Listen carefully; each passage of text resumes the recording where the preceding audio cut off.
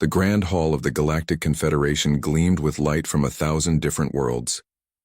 Ambassador Zithrael stood at the central podium, his blue skin shimmering under the soft glow of the chamber's bioluminescent ceiling. Around him, representatives from 47 different species listened with calm attention. Some had scales, others had fur, and a few existed as clouds of sentient gas contained in elegant crystalline vessels. They had gathered for their monthly assembly, where the greatest concern was usually trade disputes or cultural exchange programs. Zithrael raised his three-fingered hand, and the murmuring stopped. His voice carried through the chamber with practiced ease. My friends, my colleagues, my family across the stars. Today marks the 300th anniversary of the Great Peace. 300 years without a single act of war. 300 years without bloodshed between our peoples. Applause rippled through the chamber, expressed in dozens of different ways. Some clapped, others hummed in harmony, and a few released pleasant scents into the air. High Curator Mevla, a being made entirely of living crystal, chimed softly from her elevated seat. The sound meant approval in her language. We have proven, Zithrael continued, that intelligence leads to peace. That civilization means moving beyond the primitive urges of violence and conquest. We resolve our differences through words, through courts of arbitration, through understanding. In the human section of the chamber, a small delegation sat quietly. There were only 5 of them, led by Ambassador Patricia Reeves, a gray-haired woman with tired eyes. She listened without expression as Zithrael spoke. Next to her, Dr. James Okoye, a xenoanthropologist, took notes on his datapad. Which brings us, Zithrael said, his tone shifting slightly, to a matter of continued concern. The humans, our newest members who joined us 50 years ago, maintain what they call a defense fleet. They spend enormous resources building weapons and training soldiers for wars that will never come. Several species turned to look at the human delegation. Ambassador Reeves kept her face neutral. She had heard this speech before many times. We understand, Zithrael said, trying to sound sympathetic, that humanity comes from a difficult history. Your world knew much conflict. But here in the Confederation, such things are relics of a darker age. We must ask once again that humanity consider reducing its military expenditure. Those resources could feed billions, advance science, create art. Ambassador Reeves stood slowly. The chamber quieted. When she spoke, her voice was measured and polite. The people of Earth thank the Confederation for its concern. However, our position remains unchanged. We maintain our fleet not out of aggression but out of caution. We hope never to use it, but we will keep it ready nonetheless. A Valorian counselor, tall and elegant with skin like polished copper, spoke up. But Ambassador Reeves, what do you fear? We have eliminated war. The galaxy is safe. The galaxy you know is safe, Dr. Okoye said quietly, earning a sharp glance from Reeves. He stood anyway. The galaxy is vast. There are regions we haven't explored, phenomena we don't understand. We simply believe in being prepared. Zithrael smiled, the gesture one he had learned from studying humans. And that is exactly the primitive thinking we must move beyond. Fear of the unknown. Preparation for violence that will never occur. This paranoia serves no one. The Council voted, as they had before, to formally request that humanity reduce its military spending. And as before, the humans politely declined. The matter was tabled for another month. After the session ended, Zithrael approached the human delegation. Despite his public criticism, he genuinely liked Ambassador Reeves. She was intelligent and thoughtful, even if her people were stubbornly backwards. No hard feelings, I hope, he said, extending his hand in the human custom. Reeves shook it firmly. None at all, Zithrael. You're doing what you think is right. So are we. May I ask you something in private? Zithrael glanced around, then lowered his voice. Do your people truly believe war might come again? After 300 years of peace? Reeves studied him for a long moment. My grandfather used to say something. The cost of freedom is eternal vigilance. We don't want war, Zithrael. We hate it more than you can imagine. But yes, we believe that peace must be protected, not just hoped for. Zithrael shook his head sadly. Then I hope, for all our sakes, that one day your people will evolve beyond such fears. Reeves smiled, but it didn't reach her eyes. I hope we never have to prove we were right. Far away from the gleaming halls of the Confederation capital, in the deep darkness at the galaxy's edge, something stirred.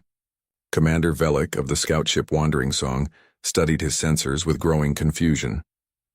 He was a krill, an insectoid species known for their patience and attention to detail. For 3 days he had been tracking an anomaly that made no sense. "These readings are impossible," his science officer said. She was young, barely out of academy, and this was her first deep space assignment. Energy signatures that don't match any known stellar phenomenon. Movement patterns that suggest artificial origin. But there's nothing there when we scan directly. Velik clicked his mandibles, a gesture of thought. "Send a detailed report to Confederation Command. Mark it as Priority 2. Priority 2 meant unusual but not urgent. Priority 1 was reserved for emergencies, and Velik had never sent a Priority 1 message in his 30 years of service. Message sent, his communications officer confirmed. Should we investigate closer? Velik considered. The Wandering Song was a civilian vessel with basic sensors and no weapons beyond meteor deflection lasers. But they were scientific explorers. Strange readings were exactly what they were meant to investigate. Take us in slowly, Velik ordered. Keep all sensors active.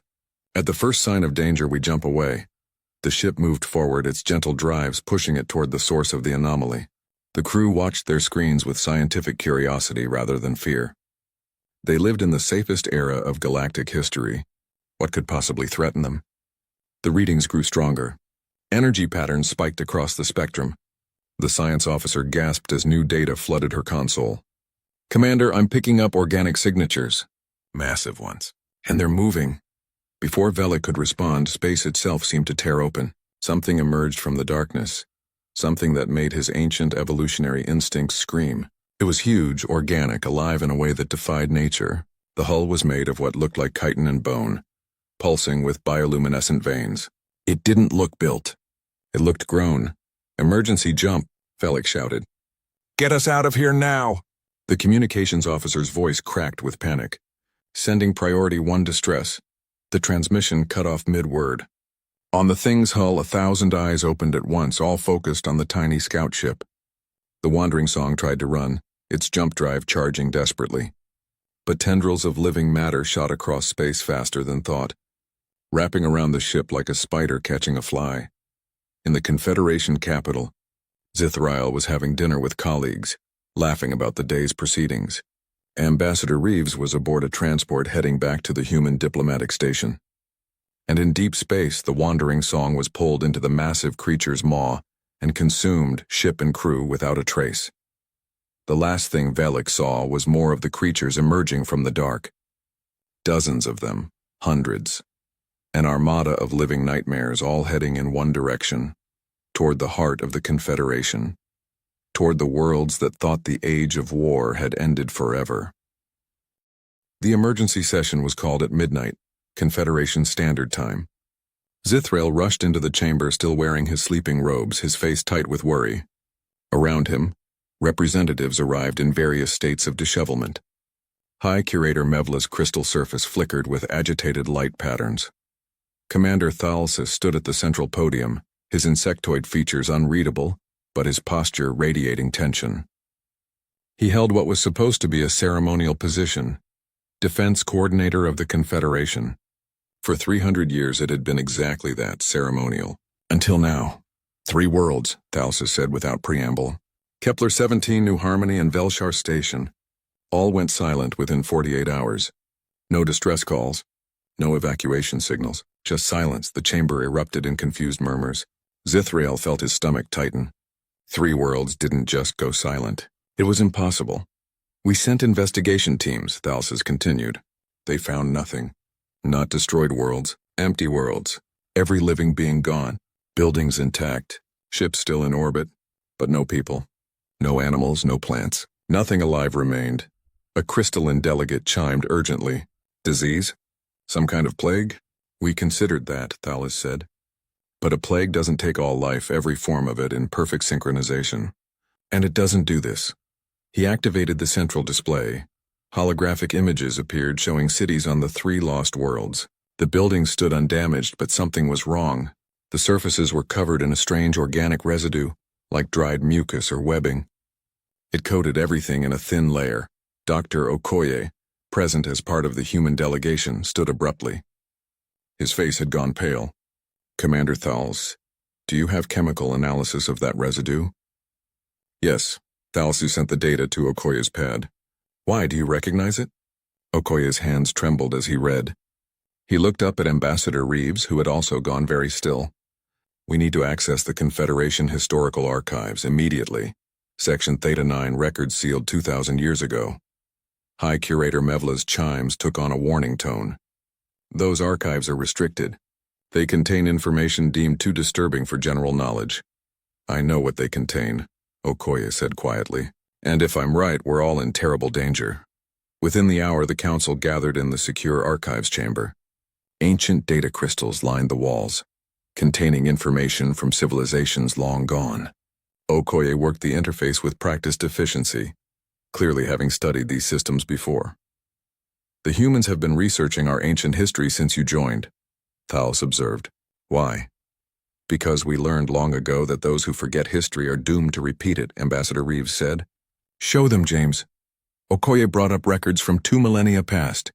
Images appeared of creatures that made the council gasp in horror. They looked similar to the organic ships in the scout ship's final transmission, the one Velik had managed to send before dying. They were called the Devourers, Okoye explained, a hive-mind entity that consumed entire civilizations. Not for territory or resources in the traditional sense. They harvested all biological matter, all life, to fuel their own growth and reproduction. I know these stories, Zithrael said, his voice shaking. Every child learns them as myths, cautionary tales about the old days. But the ancient civilizations destroyed the Devourers. The war lasted 100 years, but they won. They thought they won, Okoye corrected. The Devourers disappeared. The ancients assumed they were extinct. But what if they were just dormant? What if they were waiting? As if on cue, alarms began blaring throughout the chamber. Tals's communicator erupted with frantic messages. His mandibles clicked rapidly as he listened. Another world. Tarsus Prime. We're receiving distress calls now. They say the sky is filled with organic ships. They're being attacked. Deploy defensive forces, Mevla commanded. Thales looked at her helplessly. High Curator, we don't have defensive forces. We have patrol ships with mining equipment and cargo vessels. The last military warship was decommissioned 290 years ago. The reality crashed over the council like a cold wave. They had spent 3 centuries dismantling every weapon, every warship, every military installation. They had turned themselves into a civilization utterly incapable of defending itself. Ambassador Reeves stood. Commander Thalses, can you establish a communication channel with the Devourers? Perhaps they can be reasoned with. Thals worked quickly. Within minutes, a channel opened. What came through was not words or even thoughts in any recognizable form. It was hunger. Pure, vast, endless hunger that made everyone in the room feel sick. One of the younger delegates vomited. Others backed away from the speakers as if the feeling could reach through and touch them. The message was clear. The Devourers didn't want to talk. They wanted to feed. Over the next 3 days, 2 more worlds fell silent. Civilian ships that tried to defend their homes were swept aside like insects. Mining lasers and cargo tractor beams did nothing against the Devourer bioships. Refugees fled in every direction, clogging space lanes, overwhelming stations. The Confederation Council met in continuous session. They tried everything they could think of. Economic sanctions, which made no sense against creatures that didn't trade. Diplomatic pressure, which assumed the Devourers cared about galactic opinion. Strongly worded condemnations that echoed uselessly into the void. Thals reported each day with worse news. They're spreading, following predictable expansion patterns. At this rate, they'll reach the core worlds within 2 months, and we cannot stop them. We need weapons, a delegate said. We need soldiers. We need time to rebuild our defenses. Building a military fleet from nothing takes decades, Thals said flatly. We don't have decades. We have weeks. Zithrael looked across the chamber at Ambassador Reeves. She met his gaze steadily. The question hung unspoken between them. The humans, Zithrael said finally, his pride crumbling. You have warships. You have weapons. You've been preparing for this. Reeves stood slowly. Not for this specifically. But yes, we're prepared for war. We're asking for your help, High Curator Mevla said, her crystalline voice barely audible. We're asking you to fight for us. To kill for us? The chamber fell silent. Everyone understood the weight of what they were asking. For 300 years they had lectured humanity on their barbarism, their paranoia, their primitive attachment to violence, and now they needed that violence to survive. Ambassador Reeves looked at Dr. Okoye, who nodded slightly. She took a breath. I need to contact Earth Command. The fleet is stationed at Outpost Sanctuary, 47 light years from here. We'll need authorization from the President and Parliament. How long? Thals asked. For authorization? A few hours. For the fleet to arrive? She paused. 3 days. The Valorian counselor who had questioned humanity's military spending looked confused. But that's impossible. Standard FTL drive takes weeks to cross that distance. Reeves smiled, but it was a warrior's smile, cold and sharp. We don't use standard FTL drives on our warships, counselor. We use military-grade jump drives. Much faster, much more dangerous, much more expensive.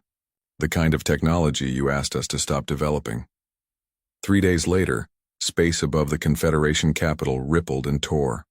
One by one, 13 massive warships emerged from jump space in perfect formation.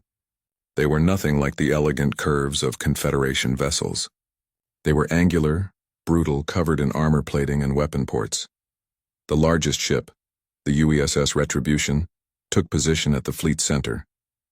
On its bridge, Captain Sarah Chen sat in her command chair watching the Confederation capital grow larger on the view screen.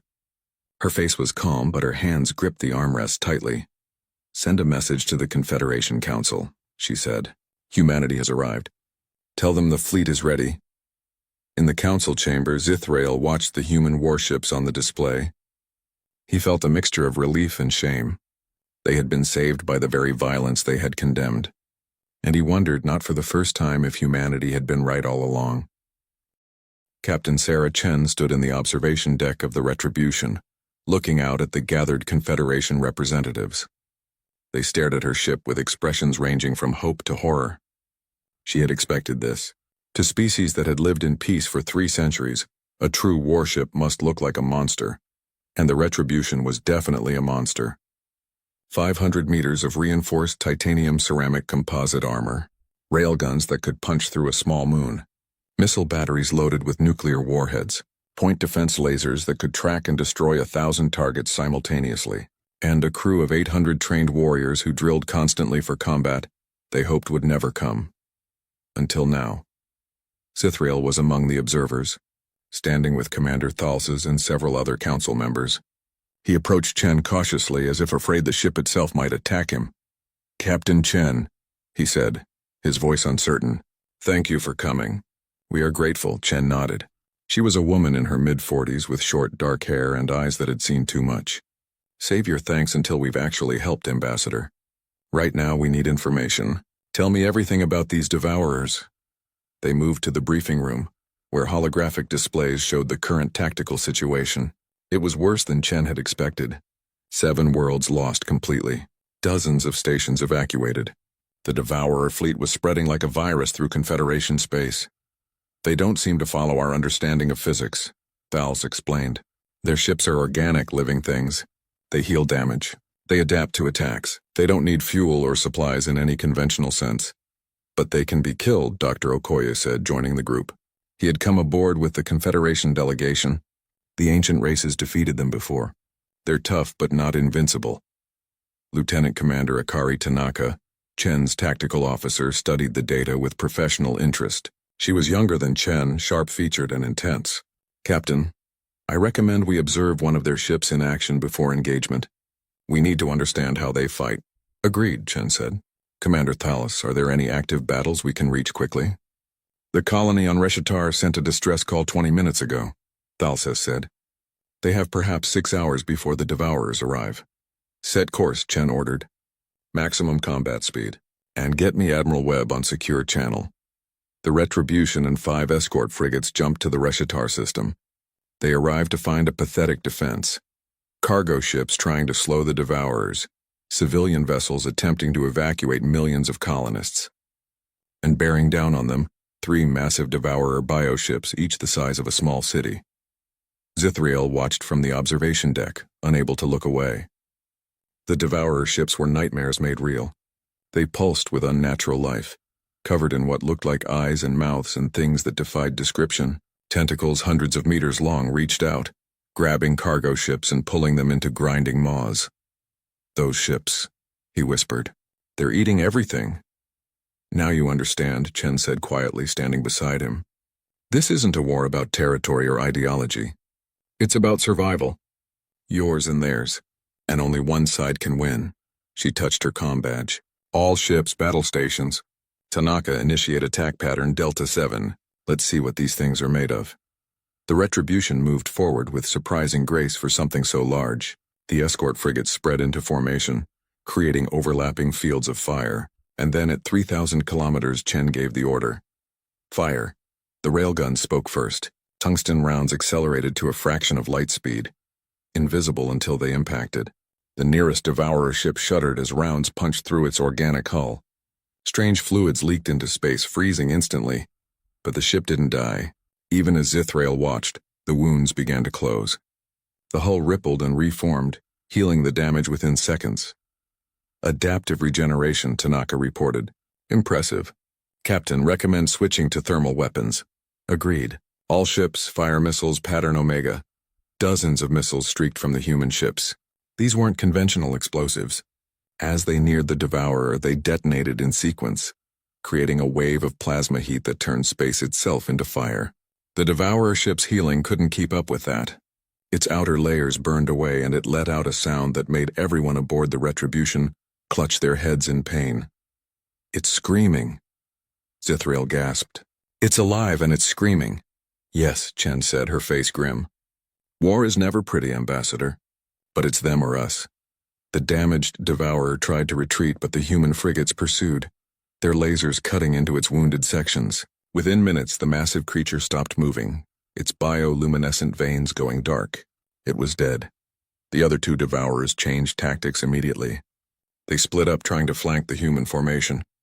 But Chen had expected this. She had studied every scrap of ancient data about these creatures. She knew they were intelligent, adaptive, dangerous. "Tanaka, implement Plan Beta 4. Show them what happens when they try to surround us." The Retribution's engines flared, and it spun in space, bringing all its weapons to bear on one Devourer, while the frigates handled the other. It was a dance, violent and precise, humanity's skill in warfare honed over centuries of practice. The Confederation observers watched in awe as the human ships moved with perfect coordination, each covering the other's weaknesses, each strike calculated for maximum effect. The second Devourer died in a nuclear fireball. The third, seeing its companions destroyed, tried to flee. Chen let it go. "Let it run," she said. "Let it tell the others what happened here." The evacuation ships cheered. The Confederation delegates looked at Chen with new respect and new fear. Commander Thals clicked his mandibles thoughtfully. "You've done this before," he said. "Not against Devourers, but you've fought wars. Real wars. Humanity's history is full of wars," Dr. Okoye said sadly. "Against each other, usually. We've had centuries to perfect the art of killing. It's not something we're proud of, but it is something we're good at." Over the next week, the human fleet engaged the Devourers 17 times. They won every engagement. Word spread through the Confederation that hope existed, but the cost was becoming clear. The Devourers adapted with each battle, learning from their losses. They started using new tactics, creating diversions, attacking supply lines, and intelligence reports brought terrible news. The main Devourer fleet was massing at the edge of explored space. Not dozens of ships, thousands. Admiral Marcus Webb arrived on the Retribution to coordinate the defense.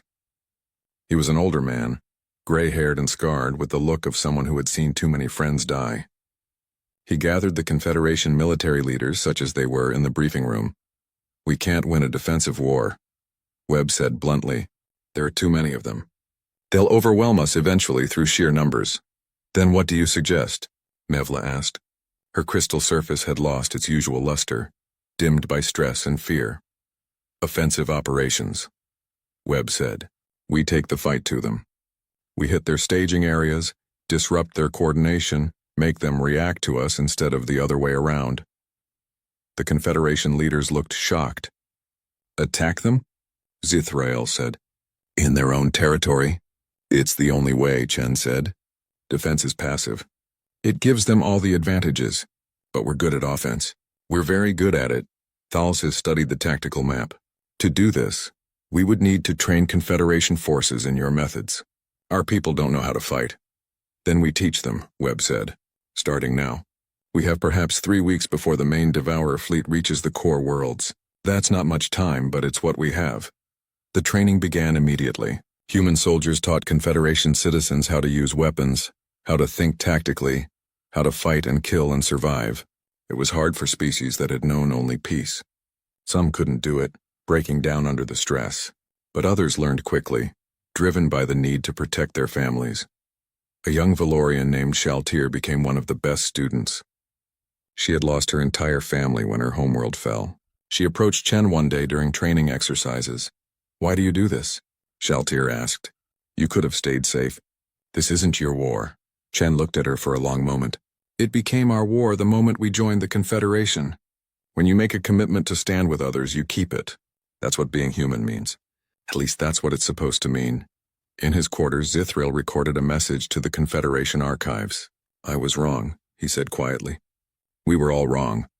We thought evolution meant leaving violence behind. But perhaps true evolution is knowing when violence is necessary and being strong enough to use it in defense of those who cannot defend themselves. The humans don't love war, but they understand it. And right now, that understanding is all that stands between us and extinction." The 3 weeks passed quickly. The combined fleet, human warships surrounded by Confederation vessels retrofitted with what weapons they could carry, waited at the edge of the core systems. And then, like a dark tide, the Devourer Armada appeared. Chen looked at the tactical display showing thousands of enemy contacts and felt the old familiar fear before battle. But she pushed it down, buried it under layers of training and discipline. "All ships," she broadcasted. "This is Captain Chen. Today we fight not just for the Confederation, but for..." The battle lasted 3 days without pause. Space became a graveyard of ships, both allied and enemy. The Devourer fleet was massive, but the combined forces fought with desperate courage. Human tactics mixed with Confederation innovation created strategies neither side could have achieved alone. On the second day, the fleet fought in the Veil Nebula, a region of dense gas and cosmic dust. Admiral Webb saw an opportunity and seized it. He ordered the human ships to lure a large Devourer formation deep into the nebula's thickest regions. "They can't see through this soup any better than we can," Webb explained to Thals. "But we have better sensors, and we know how to fight blind." The trap worked perfectly. Devourer ships stumbled through the nebula, separated from their hive coordination. Human frigates struck from concealment, firing and disappearing back into the cosmic fog. Confederation ships, crewed by newly trained warriors, followed the patterns they had learned, supporting the human vessels with covering fire. But the Devourers learned quickly, adapting even faster than expected. They released smaller organisms, living sensors that spread through the nebula like a net. The ambush advantages disappeared. Ships that had been hunters became hunted. The Confederation cruiser Harmony's Dream, retrofitted with human weapons but still crewed primarily by civilians turned soldiers, found itself surrounded. Its captain, a crystalline named Velmarsh, broadcast a final message. "Tell my family I fought well. Tell them the peace was worth protecting." The Harmony's Dream rammed itself into the largest Devourer ship, its makeshift nuclear reactor overloading on impact. The explosion consumed both vessels and cleared a path for refugee ships to escape. Zithrael watched from the command ship, his hands shaking. He had known Velmarsh for 40 years. They had shared meals, discussed philosophy, laughed together. Now his friend was gone, atomized in an instant of violence. "This is the price," Dr. Okoye said quietly, standing beside him. "This is what we tried to tell you. War isn't glorious. It's sacrifice. It's losing people you love to protect people you've never met." The third day brought the hardest fighting. A Devourer breakthrough force reached the refugee convoy heading away from the front lines. Human escort ships moved to intercept, outnumbered 5-1. Among them was the destroyer Defiance, commanded by Captain Miguel Torres. Ensign Marcus Lee, barely 22 years old, manned the weapon station aboard the Defiance. He was scared, exhausted, and determined. In his pocket, he carried a photo of a Valorian family he had befriended during the evacuation of Tarsus Prime. They were in the convoy somewhere. "Trying to reach safety, Captain," the tactical officer reported. "The Devourers are breaking through. They're heading for Convoy Section 7. Torres didn't hesitate. All power to engines. We're going to block them. The Defiance accelerated, putting itself between the Devourer ships and the helpless refugees. Its weapons fired continuously, tearing into enemy hulls. But there were too many. The Devourers swarmed around the destroyer, their organic weapons ripping through shields and armor. Hull breach on decks 3 through 5, someone reported. The ship shuddered as something massive impacted it. "Sir, they're boarding us," Lee said, his voice tight with fear. Through the internal cameras, they could see Devourer organisms flooding through the breached sections. They looked like nightmares, all teeth and claws and hunger. "Seal the bridge," Torres ordered. "Everyone grab a weapon. If they want this ship, they'll have to pry it from our dead hands." The bridge crew, 15 men and women from Earth, made their stand. They had trained for this, hoped it would never happen, and now faced it with the courage of those who choose to stand rather than run. Lee thought of the Valorian family, hoped they made it to safety, and fired his sidearm at the creatures tearing through the bridge door. The Defiance died hard, taking 4 Devourer ships with it. By the time reinforcements arrived, there were no survivors. But the convoy escaped. Thousands of civilians lived because 15 humans chose to die.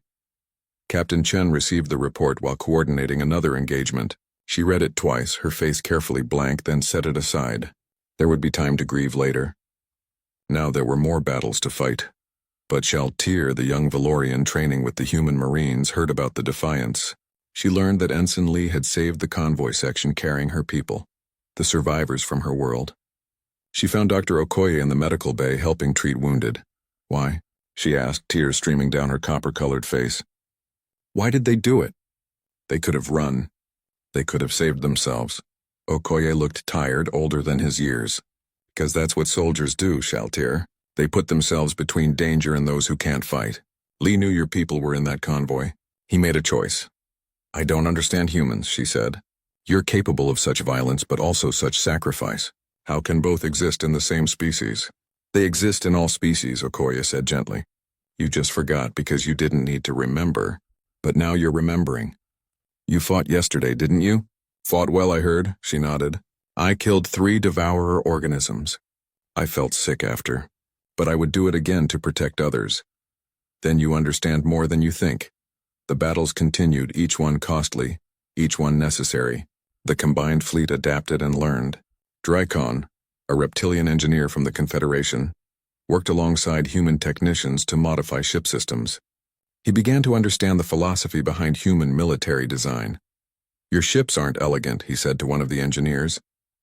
"They're brutal, functional, with redundancy built into every system." The engineer, a woman named Kim Park, nodded. "Pretty ships die when hit. Ugly ships keep fighting. We learned that the hard way centuries ago. We forgot so much," Drakon said. "We thought forgetting made us better. But some knowledge should never be lost." Intelligence reports confirmed what everyone feared. The main Devourer hive nexus, the central intelligence coordinating the entire invasion, had been located. It was aboard a massive bioship 3 times the size of anything they had encountered before. Positioned at the edge of the system, Admiral Webb called his command staff together, including Chen and the senior Confederation officers. "If we take out that hive nexus, we disrupt their coordination. The individual ships will still be dangerous, but they'll be confused, unorganized. It's a suicide mission," Thals said flatly. "That ship is surrounded by thousands of defenders." "Not if we create a diversion," Chen said, studying the tactical map. "Most of their fleet is engaged with our main forces. If we could pull more of them away, a small strike team might get through. We'd need to make them think we're attacking something vital," Webb said. "Something they'd commit forces to defend." Mevla's crystal form flickered with urgent light. "The Confederation homeworld is in this system. If they believed it was under serious attack, they would have to respond," Webb finished. He looked at Chen. "You're thinking what I'm thinking." Chen nodded slowly. "We make a run at the homeworld with the main fleet. All-out assault, everything we have. They pull forces from the hive nexus to defend. Meanwhile, a strike team uses the chaos to infiltrate." "It's risky," Zithrael said. "If the strike team fails, we've committed our entire fleet to a diversionary attack." "If we do nothing," Webb said, "we lose anyway. This war has taught me that the Confederation produces brave warriors when needed. Now we need to trust them." The decision was made. Chen volunteered to lead the strike team personally. Webb refused. "I need you commanding the retribution for the main assault," he said. This mission requires someone who can think creatively, adapt instantly, and lead a mixed team of humans and Confederation forces. He looked directly at Zithriel. Ambassador, you know your people better than any of us.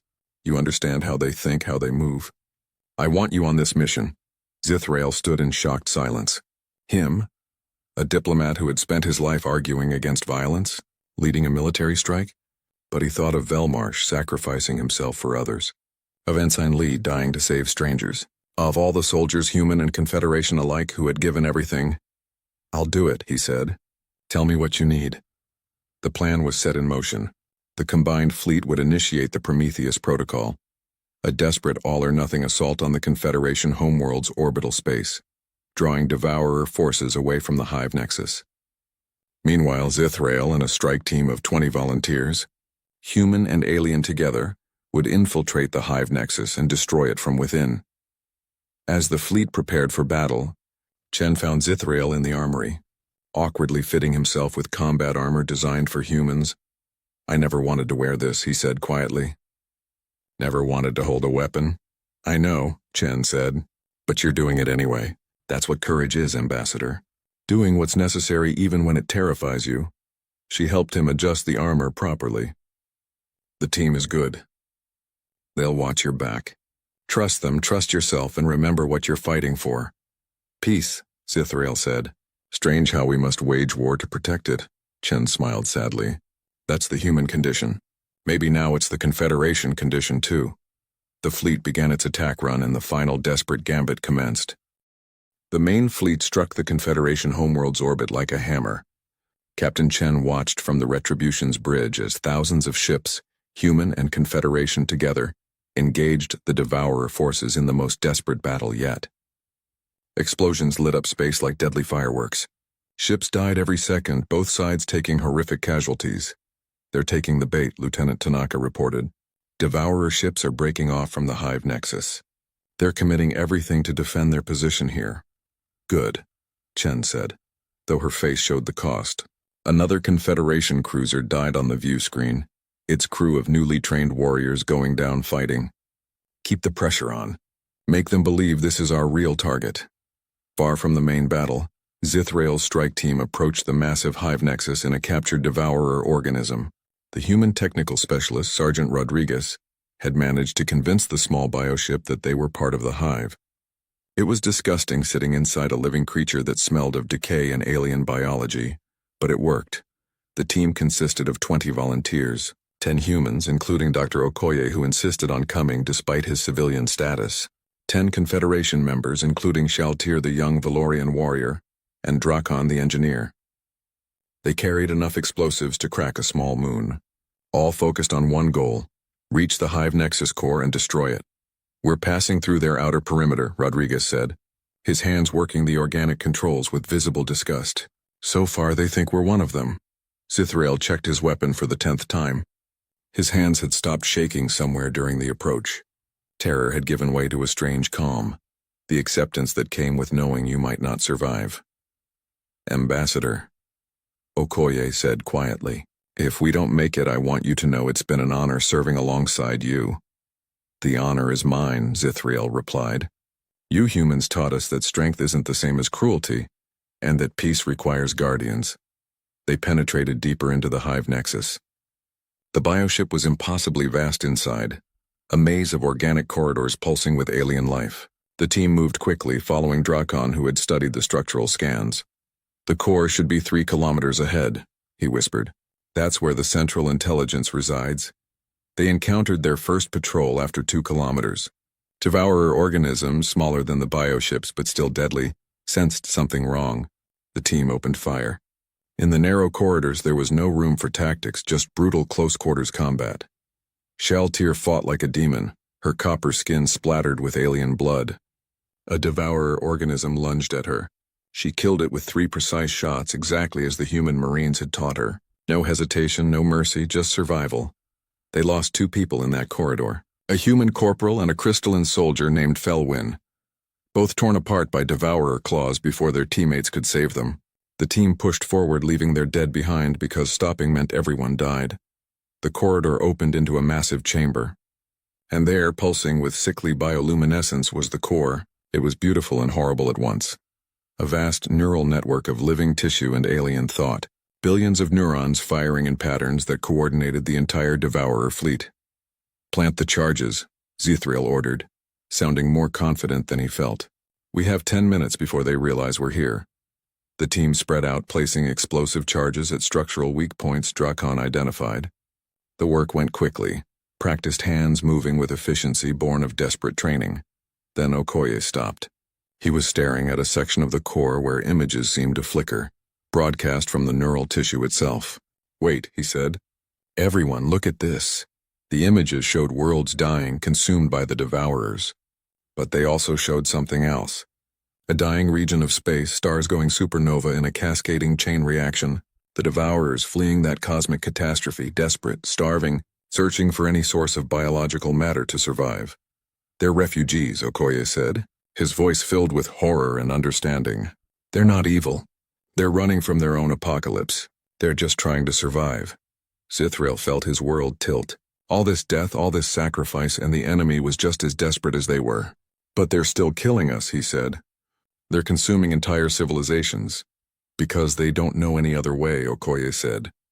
"They're a hive mind evolved to consume. They probably don't even understand that other species are truly sentient." Rodriguez looked at the charges. "We have 6 minutes before these blow. If we're going to change the plan, now's the time." The team looked at Zithriel. Somehow, the diplomat who had never wanted to be a soldier had become their commander. The decision was his. He thought about Velmarsh dying for peace, about Ensign Lee sacrificing himself for strangers, about all the dead on both sides, victims of a cosmic tragedy neither truly understood.